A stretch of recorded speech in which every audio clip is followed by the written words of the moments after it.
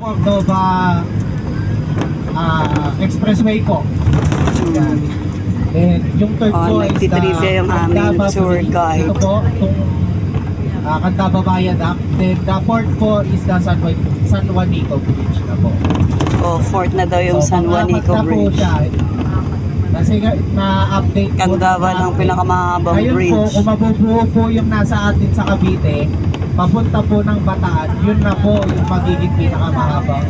Narinig nyo yun? Pag nabuo na yung Cavite, hindi pa po kasi siya yun ang pinakamahaba. buo, kaya hindi pa po siya kabilang sa pinakamahaba sa Pilipinas.